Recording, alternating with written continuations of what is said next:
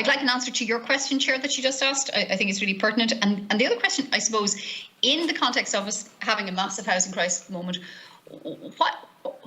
why is it that local authorities generally are not proactively pursuing vacant properties and derelict sites as a significant potential part of the solution to our housing crisis? Why is it? I might ask my second question. Who are you directing the question to, Senator Fitzpatrick? Sorry.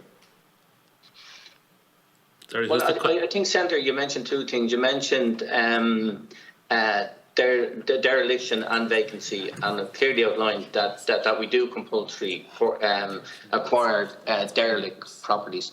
A CPO, you do a rental and reference on the CPO, and you clearly define what the property you are going to acquire. Maybe we could look at in the future, when we do have data, that there could be a CPO done of a particular area where you would identify 4 or 5, say, vacant properties. But we haven't clearly defined vacancy. We haven't clearly identified what are vacant properties that we should acquire. Somebody with a vacant property can also sell it on the open market. So we don't necessarily have to. So what is the reason then that it hasn't been sold? Are there issues with probate? Are there issues about title? So until we clearly define what a vacant property is, that's when we can look to acquire property. And we're talking about property here for residential purposes. It just has to be clearly defined, the property that's available.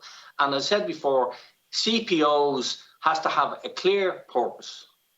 Paul, sorry. Thank you. Sorry, thank you for the reply. And I don't think CPO is the only is the solution here. Like, the CPO process, from my experience at City Council, can take the properties from whence they're identified. It can take 10 years, and still they're not being returned to the housing stock. And it's not just Dublin City Council. This is across the local authorities. And I guess my question is a broader, more strategic one. Why aren't the local authorities actively targeting in a coordinated way to bring these vacant, unused, let's say, properties into active housing use? Is it just too complicated? Is it just too expensive? Yeah. Can I come in there? John O'Hara, City Planning, Dublin City. I think you'd boil it down to what's called the Pareto principle. The energy and effort that's needed to get a relatively few number of vacant properties occupied, compared to selecting larger sites, and indeed in a lot of the country getting land rezoned for greenfield development, which is still a priority in some areas. That is easier to do, and it can be done for a lot less time and resource implications. We should be doing both in parallel, but I would submit that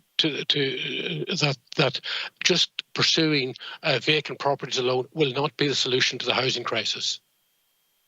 If it only was that simple, John. Thank you for your reply.